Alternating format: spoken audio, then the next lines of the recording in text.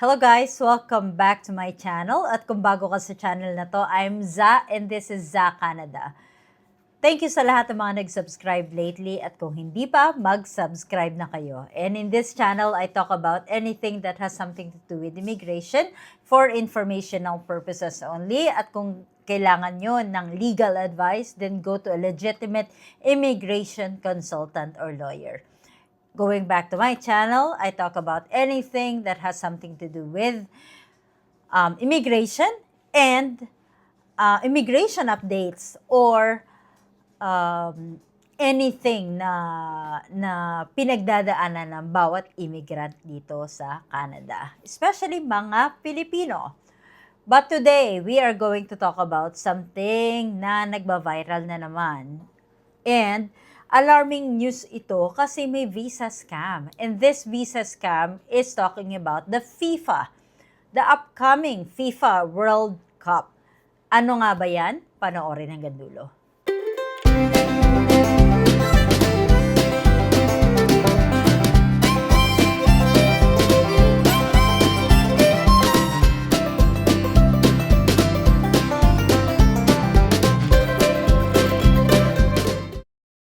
So once again, marami daw agents ang nagbebenta ng Special World Cup visa para pumasok sa Canada at makapagtrabaho dito. Pero, again, hindi ito totoo. Nope, walang ganyan. Fake news ito. And all we have to do is stay alert and let's go deeper. Ano ba talaga ang nangyari dito? Kung hindi nyo pa naririnig, local news sa India reported na may agents sa Punjab na nagpo-promote ng FIFA World Cup Canada visa na parang passport to easily enter or to easily gain access dun sa visa nga na binibigay ng Canada. Sabi nila, this visa na ibibigay daw sa kanila is makakapag-work pa kapag nakapunta ka. But here's the thing. Again, only Canada's Immigration Office or Canada Immigration's Office says that there is no special visa for World Cup fans. Kung isa kang fan or kung gusto mo lang manood, pumunta rito sa Canada at manood, there is no such thing as a special visa. Okay? Then, tourist visa ang kailangan mo. Okay? Again, these are subject for approval. You have to still provide sufficient documents in order for you to be approved for a tourist visa kung gusto mong manood. Or an ETA, kagaya nga nung nasabi ko last time. If you've watched my previous video about how to get an ETA, then, ayan, yun yung panoorin nyo. Okay? Para makapunta kayo easily dito sa Canada, especially sa mga Filipinos who have their non-immigrant US visa or those people na may Canada visa before. So, you can watch my previous videos about that. Okay? At, again, walang sinabi na pwede kang mag-work dyan. And this is what Canada really say about that. According to official Canada immigration guidelines, may tourist visa and ETAs for visitors. Okay? No job, no work rights just because it's World Cup. Okay?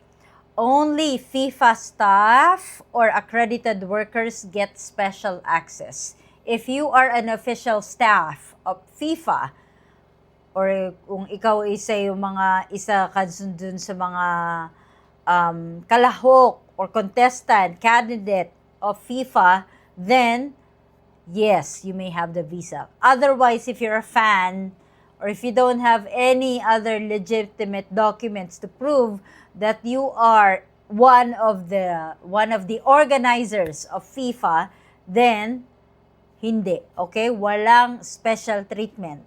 para dun sa mga manonood lang. Okay? Visa decisions are made by Canadian officers, not some Instagram agent. Kaya hindi basta-basta yan, okay? Sobrang seryoso ang proseso. 'Di ba? Again, these are parang ginagamit ng mga scammer na hook para maka-attract sila ng client at para sila makakuha ng pera sa mga tao. And you should know that this is how they operate all the time. They claim that there's a special policy or file. And there are fake emails, fake stamps, fake job offer, fake visa documents, and there are superstitious agency para magbayad ka agad. 'Di ba? Pero, again, you always have to verify the official government website before paying a single cent. Mahalaga ang bawat sentimo natin. Okay? Mahalaga ang bawat kinikita natin sa araw-araw. So, wag ibibigay lang. So, hindi porket sinabi na, oy, may ka na, may visa na agad to, papuntang FIFA to. Or may FIFA World Cup sa Canada, magbayad ka lang ng ganito, may work visa ka na, or may tourist visa ka na special na pwede ka magtrabaho. Wala pong ganyan, okay? Walang ganyan na inilalabas si Canada. Okay? Kaya nga sila, isipin nyo na lang, kaya nga sila naghihigpit ng immigration last time kasi they are targeting to reduce the temporary resident. And they are not going to use the World Cup to increase the temporary residents once again. Diba? Napaka-contradicting ng information. So, you always have to be updated with the legitimate immigration website ng Canada or ng IRCC nga. And, hindi naman lahat ng vlogger, gaya ko, I discuss some of the fake news just like this in order for you to be informed, but I will not give you fake news. Okay? And what are the tips to avoid scams? So once again, always check the official Canada website. Don't pay unauthorized agents. Have contracts, receipts. Check agent credentials, ask references or reviews. And again, check the grammar. Sometimes makikita nyo rin yan sa grammar. And I still remember when I was still applying for Canada. And there was this job offer that was sent to me immediately by WhatsApp. So imagine nyo, WhatsApp agad-agad sinend yung job offer without any kind of interview, without even meeting the employer, and they said that I'm going to earn this much of money, and I have vacation leaves, and I saw the salary, which is too good to be true, which means na yung mga scammer din may pagka-ob din minsan kasi nga they don't verify the true salary dito sa Canada. Ang gusto lang talaga nila maka-attract yung parang maka-attract ng mga tao masisilaw dun sa mga offer na inilalagay nila sa mga documents.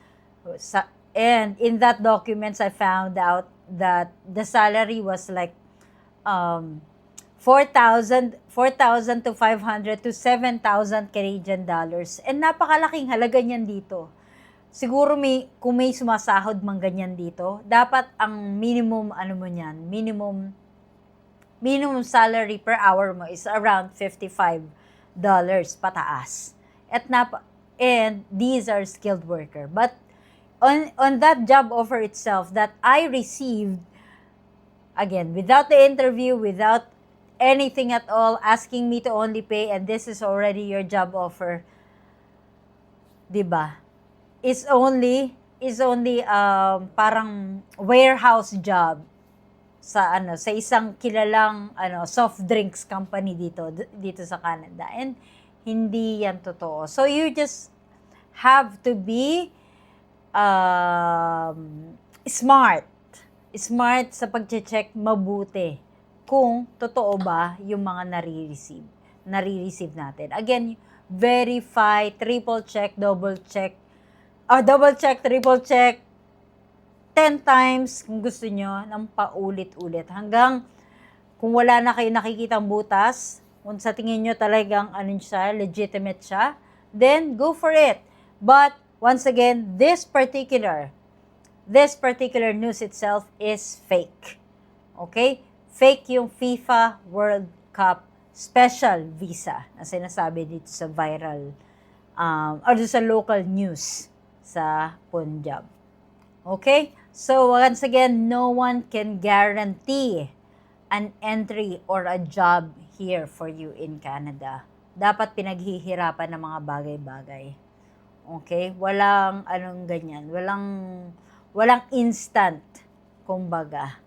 Okay? So, think twice before paying big amount of money para makapanood ng soccer or magtrabaho abroad. Sayang ang pera kung ibibigay nyo lang sa scammer. Mag-isip muna tayo, okay? I-practice natin ang due diligence natin. Magbasa, wag puro how. Okay? Ayun. So, thank you so much for watching. If you like this video, share and subscribe. And comment nga kayo dyan. Interesado ba kayong manood sa FIFA World Cup 2026? Okay? So, lumalakad pa rin yung email address ko dyan. Feel free to send me an email. Any inspiring stories, questions, or anything under the sun as long as it's related to my channel. At laging tatandaan, hindi kailangan maraming pera, basta may peace of mind. Until next time. Bye-bye.